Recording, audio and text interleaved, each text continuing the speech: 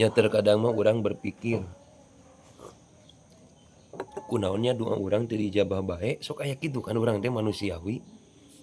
Nutur padahal mah kewajiban urang mah nya dengan saukur ngadua. Lain urusan ijabah. Matak bakal lieur kana sirah lamun teh mah urang ayeuna ngadua tuluy nguruskeun ijabah.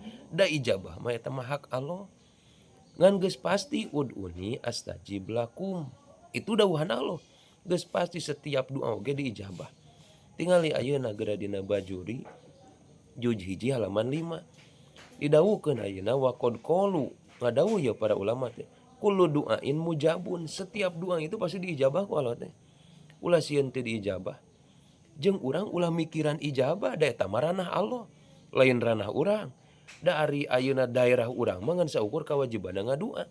Matak ngadua ulah diniatan ijabah. Ngadua teh diniatan saja ibadah gitu. Jadi mulai pengharapan karena ijabah. Da ijabah mah geus pasti. Ngan di dieu lakin imma bi aini ma tuliba. Hiji cara ngaijabah Allah teh bisa jadi sesuai ayeuna jeung nu dipika hayang ku urang.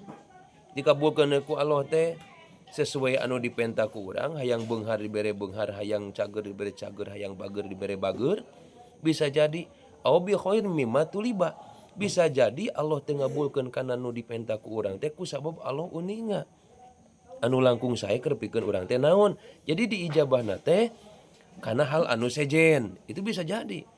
Teu dibere beunghar ku Allah tapi dibere cager. Da ayeuna tujuanna mah beunghar teh supaya meunang kacageran gitu.